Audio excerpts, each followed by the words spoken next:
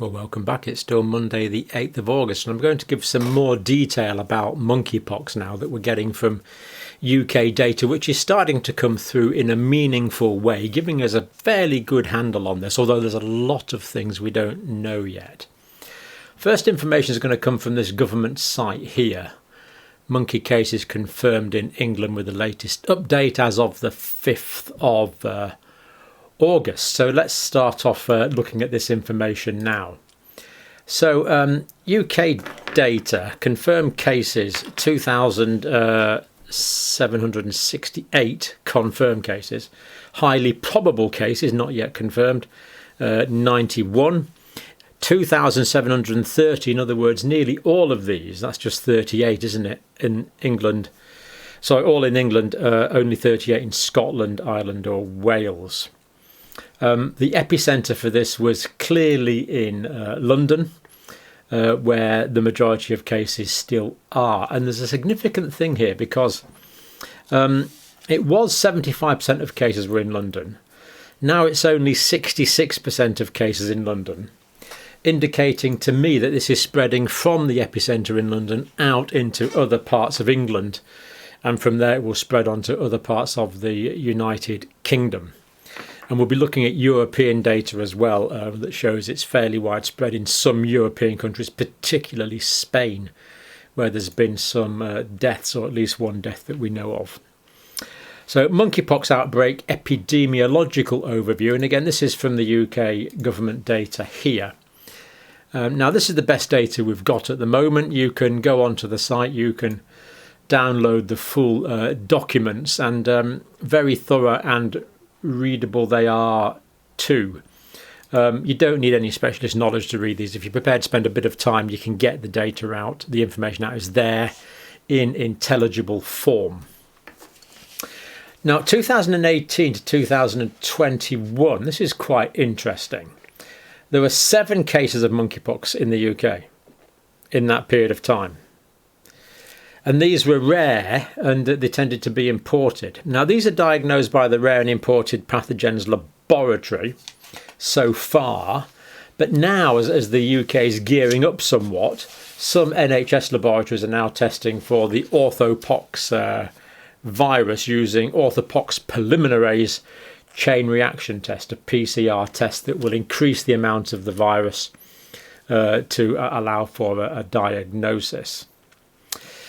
Some NHS laboratories, not all of them yet, but it is rolling out. The capacity is increasing. The orthopox viruses that I know of are cowpox, smallpox, and monkeypox. I think there are a couple of lesser known ones as well, but they're the main ones. Cowpox and monkeypox, of course, very famous from the history of vaccination, where Edward Jenner used cowpox to protect people against smallpox. In the first case of inoculation, that one disease was protecting against another because of this cross immunity. Which reminds me, I'm getting a lot of questions. Are people like me who were vaccinated against smallpox in our youth, are we still protected from monkeypox? The answer seems to be to some degree, yes, but the amount that we are protected don't fully know yet. And the other misconception that came from the previous video was when we talked about vaccination for monkeypox. This is targeted vaccination. No one is suggesting vaccinating 330 million people in the States or 66 million people in the UK. It's targeted at the at-risk population, which at the moment is gay and bisexual men. So targeted vaccination is what's being thought about. Technical briefing 5th of August. Over the past couple of weeks, there have been approximately no change in the daily number of confirmed cases. Now, this is encouraging. So obviously the total number of cases is increasing all the time, but the rate isn't dramatically increasing at the moment. It could be that we're not picking up at the moment. The people that are prepared to go for testing are the ones that have gone for testing, and that number staying constant. Or it could be that the disease is staying constant. We don't really know which one it is. I suspect it's the number of people that are going for testing is probably remaining constant because this is a transmissible disease. And there's no reason to suspect it's not currently still spreading, especially with the summer activity in the pride and homosexual communities.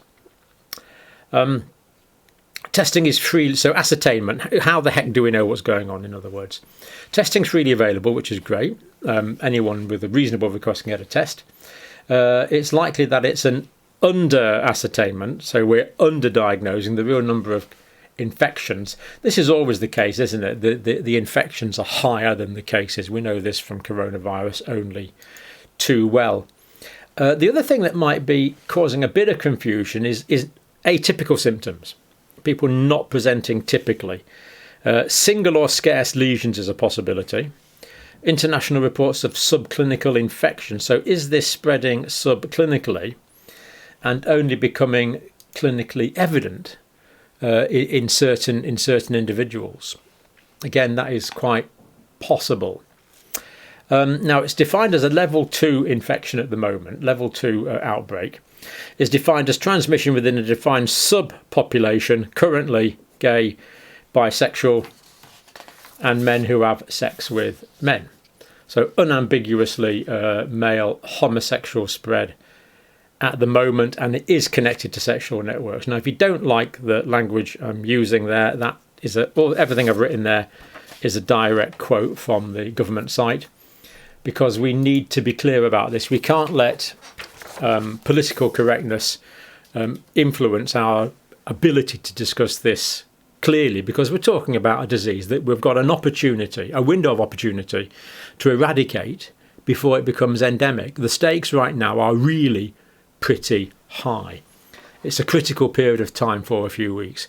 As we've said on the previous video, we need some targeted vaccination, and we also need behavioural modification. These communities need to limit their sexual contacts for a period of time at least. Hopefully we'll get rid of this. For example, during the coronavirus pandemic, I had behavioural modification. I wasn't allowed to mix with people. I wasn't allowed to go and visit my dad when he was sick in hospital. Sometimes these things are necessary for a period of time. I could argue how essential that was, of course, in terms of lockdowns, but the point is behaviour modification for a period of time can stop the spread of this disease.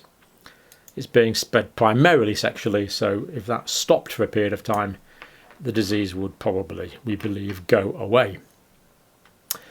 So data does not suggest a change in case mix. So now there's only 703 people have given full data on this out of the full cohort, but it doesn't suggest a change in case mix. In other words, it is still primarily in the this gay, bisexual men who have sex with men. I don't really quite know what the difference is, but there you go. That's the way the government describe it. Presumably they're trying to be unoffensive. 22 women confirmed. This is in the UK. 22 women confirmed with highly probable monkeypox in England. Now, this of course is spread by close bodily contact. The viruses can get onto linen as well, so household spread is quite conceivable, more than conceivable. And we also know from previous data that we looked at on the previous video, which I'll put a link to, that the virus is found in seminal fluid.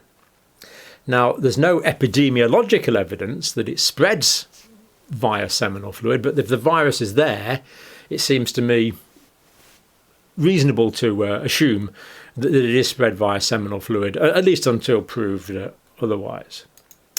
But 22 women confirmed in the UK. Of course, these women, as of the few cases of children that have got it, could have got it purely through household spread, as we've said. Purely through household spread is possible, or sexual spread. We don't know. The data is not given in the government report. No robust evidence of sustained transmission outside some sexual networks or gay and bisexual men who have sex with men. Why do they have to have such a long saying? I don't know. Anyway, in other words, these are what we might call episodic cases, and they don't seem to be spreading further than these individual contacts at the moment. Now, route of transmission. Primary reported route is through close or sexual contact, we know. Monkeypox virus has been detected in the air and environment samples in the hospital rooms of infected patients. So infected people are breathing this out. We can be definitive about that. But again, no confirmed instances of airborne transmission. So is this happening or not right now? We simply don't know. Limited household transmission has been described in the UK, as we said, potentially through the air, through fomites and through linen and through direct bodily contact, especially potentially through contaminated clothes. So it doesn't need to be skin to skin contact. It could be that the virus has gone from the skin of an infected person to their clothes. They then hug someone else, and it can go from clothes to clothes because it can be transmitted in infected linen.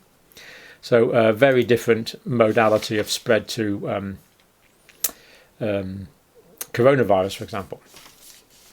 Now, small numbers. There are a small number of infections with no acquired, no known route of transmission, not due to sex or potential exposure. So some cases are simply not known. It could be that the people giving this information, of course, are bad historians, but there are a few cases of unknown spread, but the majority, as we've said, are known methods of spread. Now, the assessment, I like the way they do this, the confidence level. Transmission primarily through closer sexual contact, moderately confident that is true. So that information, as we say, is from here. What we're looking at next, technical briefing, I think, probably. Anyway, the data's all from these sources that we're talking about, so we're fairly as authoritative as we can be. Observed clinical severity: no deaths in the UK, significant morbidity, severe pain, particularly in the area where the infection was acquired, so severe pain, and secondary bacterial infection, because these, of course, are open scabs, so secondary bacterial infection can get in. Now, that's not too bad, because if we treat that early, of course, we're very good at treating bacterial infections. We can treat that. The risk would be, particularly if someone's immunosuppressed or if treatment is delayed if someone became septic. But antibiotics, we can treat that effectively. Virological characterization. Genomic data is now available, and again, it's on that. It's on this. It's on the. I think it's on the technical. Monkeypox outbreak technical briefing. It's got genomic information on there if you want to look at that. It's mostly a distinct lineage called B1, nothing to do with Omicron B1 from SARS coronavirus 2, completely different virus. 61 mutations. Now, this is surprising. So the monkeypox virus that's spreading in the UK has got 61 genetic variations compared to the virus originally analysed in Africa. That's a lot, because this is a DNA virus and should mutate slowly. So a surprising number of mutations seem to have arisen quicker than at least I would have expected. Surprising, but true, because we know the 61 mutations. Now, the significance of these mutations, does it make it more transmissible? Does it give immune escape? We simply don't know the significance of these mutations. Two UK cases and some international cases of another lineage A2. So there is another one, but most in the UK are called this B1. No clear evidence of adaptations to improve human transmission. But again, we really don't know that. So there's no evidence for it. But there again, I don't think there's any evidence against it either. And the confidence level there is insufficient data. So basically, that's basically saying we don't know, which of course is fine. We are still learning and gathering data. Metrics. Gay and bisexual men who have sex with men, 95% of cases at the moment. People that have the disease for whom we have data, history of sexually transmitted infections in the past year, 53.9. So in other words, these people often have other sexually transmitted infections, indicating they've caught it through sexual activity, because it's a sexually transmitted infection.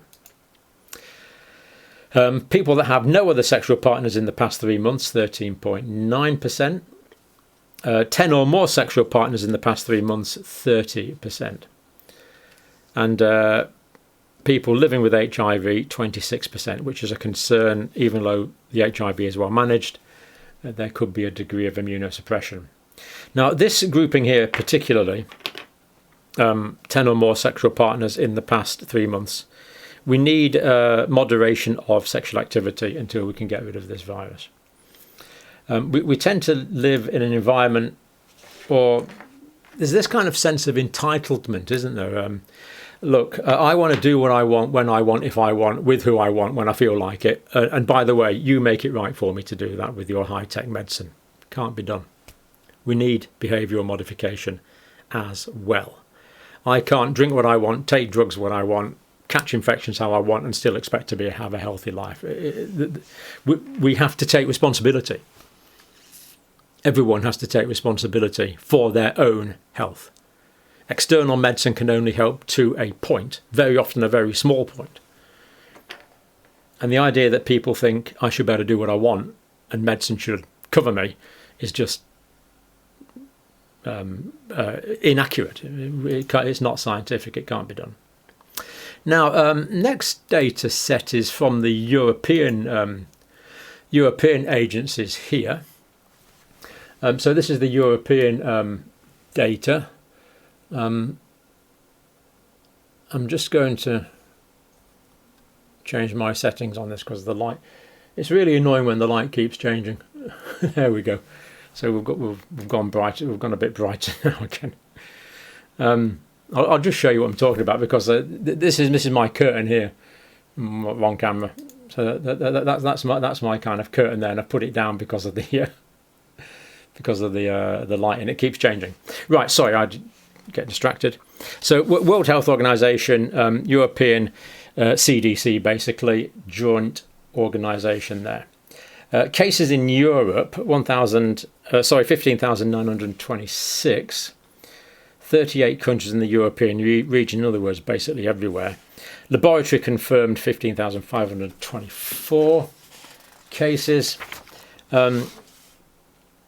West Africa clade, which is the less deadly form, 203 known, but there's limited sequencing.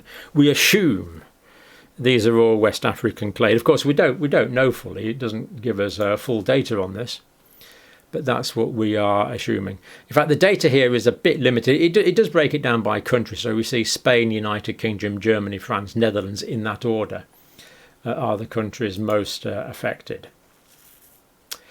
Earliest symptoms detected was on the 11th of March, so this is pretty new, although it was circulating. There's genetic evidence where it makes it quite clear that it has been circulating before 2022. How long, we don't know. European data, men 99.1, HIV positive 36%, so a higher proportion HIV positive in Europe. Presentation 94.8% presented with a rash. Systemic symptoms 65% presented with systemic symptoms. Fever, fatigue, muscle aches, chills, headaches, what you would expect. Hospitalised 399 were actually 399 were hospitalised. 5.6%. 150 cases required clinical care. 3 cases admitted to intensive care. 1 was unrelated, but the other 2 died. 2 cases admitted to intensive care died of monkeypox. So 2 deaths in Europe that we know of, sadly. No cases reported in. Cases reported in healthcare workers 41, but these were not contracted at work. So these 41 healthcare workers contracted monkeypox outside of the work setting, presumably through sexual contact. Now, finally, there's a bit of a campaign in the UK here to... now, this is from these groups. I think these are political groups. I don't really... that one will be... I don't know what they are really. That would be Lib Dems, that would be Labour, that would be Conservative. One might be SNP or something. And anyway, this is a letter to the, as you see, the Secretary of State for Health. Just a few things of what it's saying and whether we agree or disagree. Without urgent action, we risk monkeypox becoming endemic. Indeed, we do. This is the concern. This is what we don't want. Gay and bisexual men who have sex with men, messaging must reach communities at high risk of acquiring monkeypox through targeted messaging on apps, online and in the queer media. Strange expression, but I agree. Vaccinating those most at risk of monkeypox must be a priority. I agree with that. Preventing the virus becoming endemic in the UK. But this letter doesn't seem to mention behavioural change. There needs to be less multiple sexual contacts. It doesn't seem to mention that. Whereas if there was less sexual contacts, in fact, if there was no sexual contacts, the disease would presumably just stop within a few weeks. They don't seem to mention that. Nevertheless, they say 2 doses of vaccine for up to 125,000 people. Of course, that's 250,000 doses of vaccine that would be required. But that would seem reasonable to target that, combined with behavioural modification. Asking the government to treat monkeypox as a public health emergency, I agree. And I would ask for all people in this community, gay, bisexual, men who have sex with men community, to also treat it as a public health emergency and moderate their behaviour accordingly. So I would add that bit. Luckily, we have the tools required to stop this outbreak and prevent further risk to health. Now the letter doesn't say what these tools are. Clearly, it's talking about vaccine, which we accept. But another tool is preventing spread. It's fairly obvious and fairly simple, but the letter doesn't mention it. We ask you to do so urgently. So, I would ask the government to act urgently, and I would also ask this community to act urgently as well to prevent it becoming endemic. So there we go. I told you it would be a bit data intense, that one. So, but there you go. It's that's the data we have. If you've stayed to the end of that, brilliant. And thank you for watching.